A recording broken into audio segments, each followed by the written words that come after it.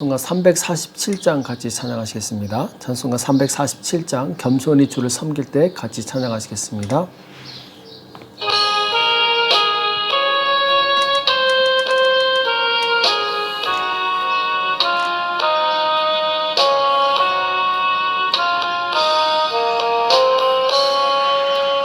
겸손히 주를 섬길 때 괴로운 일이 많으나 구주여 내게 임주사 잘 감당하게 하소서. 인자한 말을 가지고 사람을 감화시키며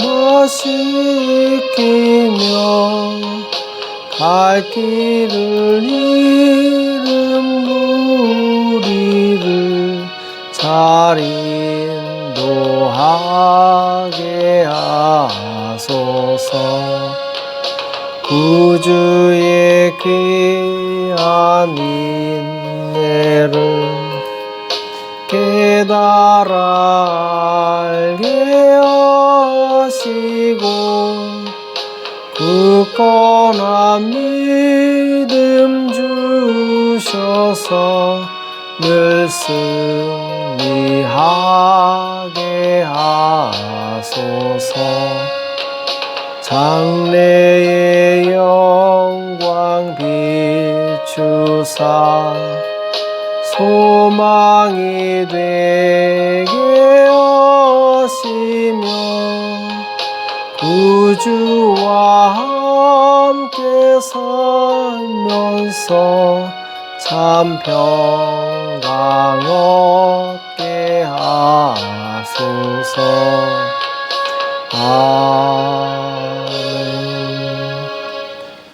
이 시간 다 같이 기도하시겠습니다.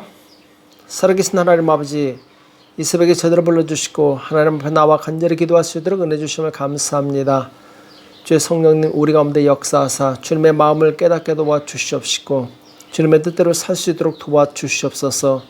주님께서 많은 사람들을 축복하셨습니다. 우리 또한 축복하는 삶을 살게 도와주시옵시고 축복 속에 하나님께 주시는 놀라운 그 은혜를 발견하게 도와주시옵시고 하나님을 평생 섬기는 삶을 살 수 있도록 도와주시옵소서. 오늘도 우리에게 주시는 말씀을 듣기 원합니다. 주님 우리에게 말씀하여 주시옵시고 깨닫는 은혜가 있도록 도와주시옵소서. 이 시간 주께서 함께 해주실 것을 믿고 감사하며 예수님의 이름으로 간절히 기도합나이다. 아멘. 하나님의 말씀 시편 134편 1절에서 3절 말씀 같이 보시겠습니다. 시편 134편 1절에서 3절입니다. 같이 한 목소리로 합독하도록 하겠습니다. 같이 읽겠습니다. 시작. 밤에 여호와의 집에 섰는 여호와의 모든 종들아 여호와를 송축하라. 성소를 향하여 너희 손을 들고 여호와를 송축하라. 천지를 지신 여호와께서 시온에서 내게 복을 주실지어다. 아멘. 축복의 공동체란 제목으로 같이 말씀을 나누겠습니다. 오늘 시편 134편은 이제 성전에 올라가는 노래죠. 순례자가 순례를 마치고 떠나면서 성전에서 이 밤에 봉사한 제사장들에 대한 노래이고 또 이 제사장들이 순례자들에게 응답하는 그 축복으로 구성되어 있죠. 자, 1절에 보면은 밤에 여호와의 집에 섰는 여호와의 모든 종들아 여호와를 송축하라. 자, 지금 이 말은 순례자가 제사장들에게 하는 말이죠. 제사장은 성전에서 밤에 봉사한 하나님의 종입니다. 곧 이 제사장과 레위인에게 하나님을 송축하라는 그런 이제 이 축복의 메시지죠. 하나님께서는 이 성막 관리하는 것을 레위 지파에게 맡기시게 됩니다. 그리고 레위 지파에는 이 제사장들이 성막을 섬기게 돼 있죠. 그래서 출애굽기 27장 20절에 보면은 너는 또 여호와 이스라엘 자손에게 명하여 감람으로 찌어낸 순결한 기름을 등불을 위하여 내게 가져오게 하고 끊이지 말고 등불을 켜되 아론과 그 아들들로 회막한 증거궤 앞 휘장 앞에서 저녁부터 아침까지 항상 여호와 앞에 그 등불을 간검하게 하라. 이는 이스라엘 자손의 대대로 영원한 규례니라. 이렇게 말씀하고 있습니다. 자, 아론과 그 아들들, 곧 이 제사장 직분을 받던 사람들이죠. 자, 이 사람들이 하는 일은 무엇이냐? 바로 이 성소에서 등불이 끊어지지 않도록 계속 이 저녁부터 아침까지 밤새도록 지키는 역할을 했었죠. 그리고 민수기 3장 6절에서 8절에도 보면은 레위 지파로 나와 제사장 아론 앞에 서서 그에게 시종하게 하라. 그들이 회막 앞에서 아론의 직무와 온 회중의 직무를 위하여 회막에서 심무하되, 자, 회막은 성막을 의미합니다. 곧 회막의 모든 기구를 수직하며 이스라엘 자손의 직무를 위하여 장막에서 심무할지니.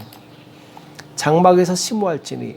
자, 성막에서 일하는 사람들에 대해서 말씀하고 있죠. 레위인들은 성전 안에 있는 기구를 청소하고 또 성전 기물이 도둑맞지 않도록 지키고 또 밤새도록 이 등불이 꺼지지 않도록 기름을 계속해서 보충하는 그런 일을 했었죠. 그래서 레위인들은 계속해서 밤에 불침범을 씁니다. 자지 않고 계속해서 성전을 지키게 되죠. 성소는 우리가 잘 알고 있는 것처럼 이제 가로 세로 그리고 높이가 4.56m 정도 됩니다. 그러니까 평수로 따지자면 한 6.3평 정도밖에 안 되는 아주 작은 방이죠. 이 방에서 이 레위인들은 밤새도록 이 성막을 지킵니다. 그리고 이 레위인들이 이 성소를 지킴으로 인해서 다른 백성들은 집에서 편안하게 잠을 잘 수 있었던 것이죠. 그리고 이 성막이 보존됨으로 하나님의 은혜가 계속해서 이 이스라엘 백성들에게 임하게 됩니다. 자, 한 사람의 희생으로 인해서 다른 사람들이 평안하고 그리고 쉼을 얻게 하는 것, 이것이 바로 성경의 원리입니다. 곧 희생의 원리죠. 예수 그리스도께서 한 사람이시지만 십자가에서 죽으심으로 많은 죄인들이 구원을 받은 것과 같은 원리입니다. 자, 이러한 이 희생의 원리는 오늘날 교회에도 동일하게 존재하게 됩니다. 교회를 섬기는 주의 종들의 그 희생으로 인해서 모든 성도들이 주 안에서 평안을 누리게 되죠. 주의 종들은 성도를 위해서 쉬지 않고 기도하며 그들이 잘 되기를 축복합니다. 그리스도의 마음을 품고 헌신하는 주의 종들을 사랑하고 축복하는 것이 축복을 받는 이 성도들의 이 당연한 자세겠죠.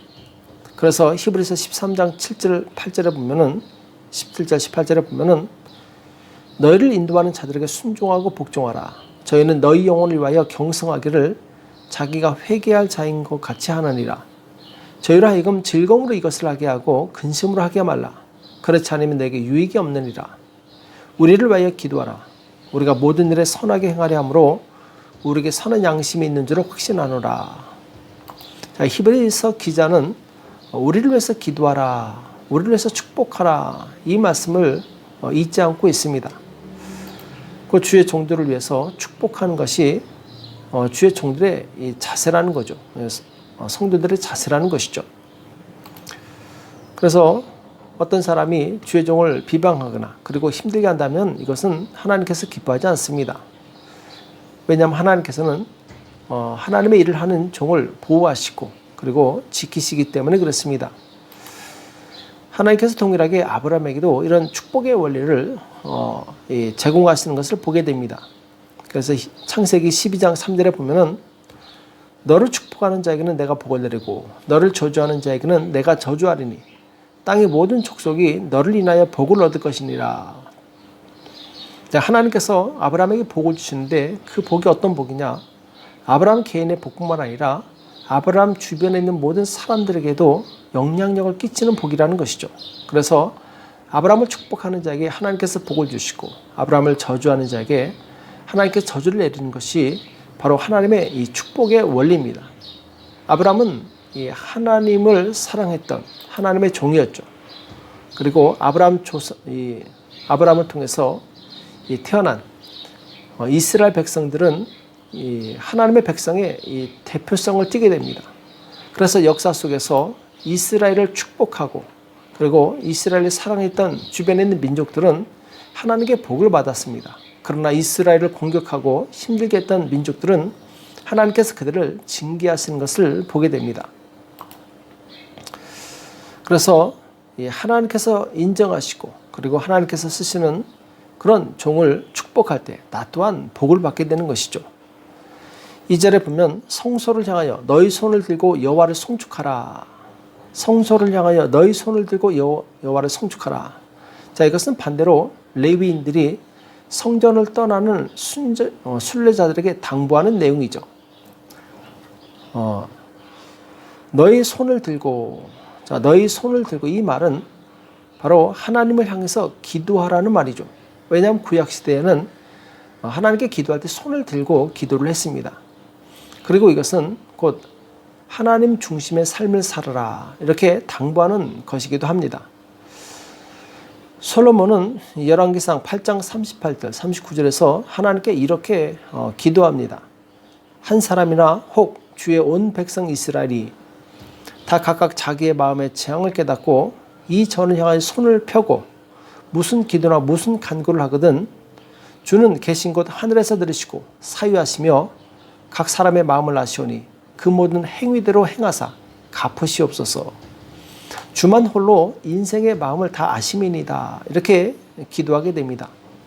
곧 백성들이 성전을 향해 기도할 때 그들이 어디 있든지 성전을 향해 기도할 때 하나님께서 응답해 달라는 내용이죠. 그리고 이때의 기도는 단순히 하나님께 무엇을 달라 이런 기도가 아닙니다. 내 마음의 중심을 아시는 주님께서 내 행위대로 갚으시기를 원합니다. 내가 하나님의 백성에 걸맞는 거룩한 삶을 살겠습니다. 이렇게 다짐하면서 기도하는 것이죠. 그래서 이 하나님을 섬기는 주의 종들이 성도들에게 바라는 것이 있다면 그것은 무엇이냐? 이 성도들이 삶의 현장에서 하나님 중심으로 살아가는 것이죠. 정직하고 진실하게 살면서 이 세상에서 예수 그리스도의 그 빛과 소금의 역할을 감당하며 사는 것입니다. 그래서 사도 바울도 빌립보 교회 성도들에게 이렇게 당부를 합니다. 빌립보서 1장 27절에 보면은 오직 너희는 그리스도 복음에 합당하게 생활하라. 그리스도 복음에 합당하게 생활하라. 이는 내가 너희를 가부나 떠나 있으나 너희가 일심으로 서서 한 뜻으로 복음의 신앙을 위하여 협력하는 것과 자, 복음에 합당하게 생활하라 이렇게 말씀하고 있습니다. 곧 한 마음을 가지고 이 복음의 신앙을 위해서 협력하라는 것이죠. 복음을 위해서 어떤 희생을 치르서라도 하나가 돼야 된다는 것이죠. 그래서 성도들은 이 복음을 위해서 기회로 하나님께서 불러주신 것을 기억하고 삶의 모든 중심이 바로 복음을 위해서 사는 것이 되어야 될 줄로 믿습니다. 3절에 보면 천지를 지으신 여호와께서 시온에서 내게 복을 주실지어다. 천지를 지으신 여호와께서 시온에서 내게 복을 주실지어다. 자, 축복하는 내용이 나오는데 레위인들이 순례자들을 위해서 축복하는 말씀이죠. 여기 보면 복을 주실지어다. 이 말씀은 이 바라크라고 해서 무릎을 꿇다는 얘기입니다. 곧 이 레위인들이 순례자들에게 이 백성들에게 너희는 하나님 앞에 무릎을 꿇을지어다. 자, 이것이 바로 복을 주실지어다. 이 말과 똑같은 말이라는 것이죠. 그리고 이 바라크란 말은 송축할지어다. 이 말과 같은 말씀입니다. 곧 진정한 복은 하나님 앞에 무릎을 꿇을 때 얻어지게 된다는 것이죠. 하나님께 무릎을 꿇은 겸손한 자만이 하나님을 찬양하고 또 송축할 수 있습니다. 우리가 상대를 축복할 때 무조건 잘 되고 성공하라고 복을 비는 것이 아닙니다. 그 사람이 하나님 앞에 무릎을 꿇지 않는다면 그 사람을 위해서 아무리 많이 기도를 해도 그 기도는 응답되지 않습니다. 진정한 복은 바로 내가 복을 비는 그 사람이 하나님 앞에 무릎을 꿇는 것입니다. 그리고 하나님 앞에 정말 찬양하는 삶, 예배드리는 사람으로 변화되는 것입니다. 그럴 때 하나님의 복이 자동적으로 임하게 되는 것이죠. 그래서 오늘 말씀에 보면은 이 순례자는 레위인에게 또 레위인은 순례자에게 서로 하나님 앞에 무릎을 꿇어라, 서로 송축하라, 서로 복을 빌고 있는 내용을 볼 수 있습니다. 자, 이러한 이 서로 축복하는 이 축복의 공동체, 하나님께서 이런 공동체 위에 하늘에서 큰 복을 내리시게 됩니다. 그래서 이 남을 축복하는 것, 이것은 성도들의 마땅한 자세이고, 그리고 이것이 마치 이 습관처럼 잘 훈련되어 있어야 됩니다. 예수님께서도 누가복음 10장 5절과 6절에서 어느 집에 들어가든지 먼저 말하되, 자, 제일 먼저 집에 들어갔을 때, 다른 사람 집에 갔을 때 먼저 얘기해야 될 게 무엇이냐? 이 집이 평안할지어다 하라. 자, 먼저 복을 빌라는 것이죠. 만일 평안을 받을 사람이 거기 있으면 너희 빈 평안이 그에게 머물 것이요, 그렇지 않으면 너에게로 돌아오리라. 그 복을 받을 만한 그런 준비가 되어 있는 사람, 자세가 되어 있는 사람에게 그 평안이 임할 것이고, 그러나 그런 자세가 되어 있지 않다면 그 복은 다시 나에게 돌아올 것이다, 이렇게 말씀하고 있죠. 또 사도 바울도 로마서 12장 14절에서 너희를 핍박하는 자를 축복하라, 축복하고 저주하지 말라. 자, 성경의 원리는 무엇이냐? 나에게 아무리 힘들게 하는 사람이 있다 할지라도 그 사람을 저주하지 말고 축복하는 것이죠. 또 베드로전서 3장 9절에서 11절에도 보면은 악을 악으로, 욕을 욕으로 갚지 말고 도리어 복을 빌라. 이를 위하여 너희가 부르심을 입었으니 이는 복을 유업으로 받게 하려 하심이라. 자, 우리는 다른 사람에게 복을 빌기 위해서 부르심을 받았다고 말씀하고 있습니다. 그리고 다른 사람에게 복을 빌었을 때 또한 하나님께서 나에게 복을 주신다고 이렇게 말씀하고 있습니다. 그러므로 생명을 사랑하고 좋은 날 보기를 원하는 자는 혀를 금하여 악한 말을 그치며 그 입술로 괴휼을 말하지 말고 악에서 떠나 선을 행하고 화평을 구하여 이를 쫓으라. 자, 진정한 이 복은 남에게 험담하지 않는 것입니다. 남을 비방하지 않는 것입니다. 그리고 거짓말을 하지 않는 것입니다. 이러한 이 삶의 자세를 가지고 있는 사람에게 하나님의 축복이 임하기 합당한 사람이 될 줄을 믿습니다. 또 예수님께서도 남들이 귀찮아하는 아이들을 축복하는 내용이 마가복음 10장 16절에 나오게 됩니다. 그 어린 아이들을 안고 저 위에 안수하시고 축복하시니라. 자, 예수님께서는 어디 가든지 그 복을 받을 만한 사람이 있다면, 겸손한 자가 있다면 어린아이라 할지라도 축복하는 내용이 나옵니다. 예수님은 그야말로 사람을 축복하기 위해서 오신 것처럼 만나는 사람마다 복을 명하시게 되죠. 또 승천하실 때도 예수님께서는 제자들을 축복하시게 됩니다. 누가복음 24장 50절 51절에 보면은 예수께서 저희를 데리고 베다니아까지 나가사 손을 들어 저에게 축복하시더니 축복하실 때 저희를 떠나 하늘로 올리우시니. 자, 예수님께서 마지막으로 승천하시기 전에 제자들을 축복하시는 내용이 나오죠. 예수님을 사랑하고 섬기며 그리고 예수님을 따르는 자들에게 예수님께서는 무한한 복을 주시게 됩니다. 또한 사도 바울은 이러한 예수님의 축복의 원리를 알고 성도들을 많이 축복한 내용을 보게 됩니다. 로마서 15장 29절에 보면은 내가 너에게 나갈 때 그리스도의 충만한 축복을 가지고 갈 줄을 아노라. 자, 성도들에게 갈 때 그리스도의 충만한 축복을 가지고 갈 줄 아노라. 자, 진정한 복, 충만한 복은 그리스도 안에 있습니다. 예수 안에 있습니다. 우리는 예수님의 이름으로 다른 사람을 축복했을 때 하나님의 그 은혜가 그 사람에게 임할 줄 믿습니다. 또 고린도전서 4장 12절에 보면은 또 수고하여 친히 손으로 일을 하며 후욕을 당한 즉 축복하고 핍박을 당한 즉 참고. 자, 사도 바울은 부당한 경우를 당했을 때가 많이 있습니다. 사람들에게 조롱을 받고 그리고 미움을 받을 때가 많이 있었습니다. 그러나 그때에도 사도 바울은 축복하는 것을 잊지 않았습니다. 역시 사도 바울 역시 정말 축복의 사람이었던 것을 알게 됩니다. 우리가 예수님처럼 사도 바울처럼 서로를 축복하는 이 축복의 공동체가 되었을 때, 서로 축복하는 교회가 됐을 때 교회는 세상에서 가장 평안하고 행복한 곳으로 변화될 것입니다. 우리는 서로 부족함을 인정하고 잘못된 것을 비방하지 말고 서로 축복함으로 아브라함에게 주신 그 축복이 넘치는 교회 공동체가 되시기를 예수님의 이름으로 축복합니다. 기도하겠습니다.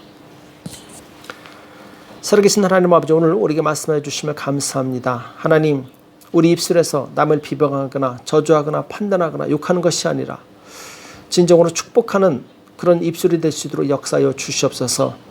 우리가 서로 축복함으로 인해서 축복의 공동체가 되게 도와주시옵시고 축복의 가정, 축복의 교회, 축복의 민족이 될 수 있도록 역사하여 주시옵소서. 오늘도 우리가 기도할 때 성령께서 역사해 주실 것을 믿고 감사하며 예수님의 이름으로 간절히 기도합나이다. 아멘. 이 시간 기도하실 때 주변에 있는 많은 사람들을 축복하는 기도를 하시고, 그리고 하나님께서 정말 나에게 복을 내려달라고 기도하시기 바랍니다. 그리고 나라와 민족을 위해서, 교회와 가정과 자녀를 위해서 이 시간 합심해서 간절히 기도하겠습니다. 기도하겠습니다.